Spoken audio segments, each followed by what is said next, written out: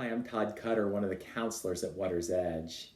As we continue to live in this COVID-19 pandemic, we're aware that everyone is facing increased amounts of stress and anxiety.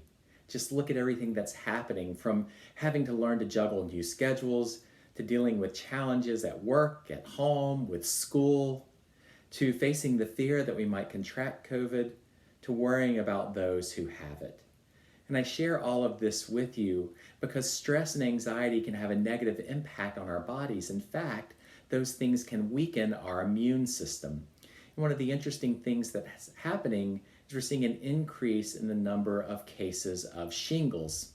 Now, shingles usually starts off as a rash that blisters.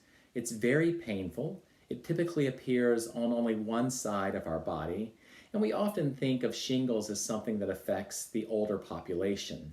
However, all of us that have had chickenpox carry this virus in our bodies. It stays dormant, and any number of things can cause it to flare up. And in adulthood, it appears as shingles. Now, some doctors think that the increased stress caused by the COVID-19 pandemic is causing the rise in the number of shingles cases. And I share this with you not because I want to give you something else to worry about, because that's the last thing that any of us need right now, but to help raise awareness about things that we can do when we're feeling particularly stressed or overly anxious. Anxiety causes more adrenaline to pump throughout our bodies. It makes us more tense, and we tend to be more easily frustrated. And one of the best ways to combat this is through exercise. Exercise gets rid of the adrenaline, it relieves the tension, it helps us get out those frustrations. So if you're not regularly exercising, it's a good way to deal with stress and anxiety. Also, we can try some techniques that help us stay more aware of what's happening around us. Sometimes when we're stressed or anxious, we feel like we can't think straight, or it seems that things are out of our control. And one technique that you can try is called grounding. Grounding is meant to draw our awareness to what is happening around us.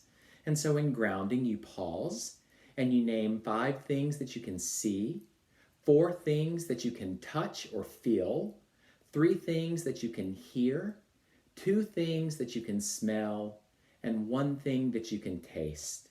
And again, this serves to center us back on what's happening right here and right now. Another great way to deal with stress and anxiety is by touching base with friends or others in our support group that we enjoy talking to. And we can even try keeping a journal. Now, for those of us that think that adding a writing assignment to our day would only increase our stress, you can try a simple journal.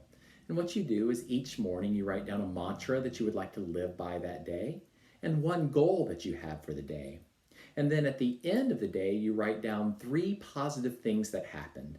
And then what you have is a running list of successes and a running list of positive things that have happened. I hope that some of these techniques will help you as you continue to cope with stress and anxiety. And please know that all of the talented counselors at Water's Edge are available to you. So if you need help coping, please call us.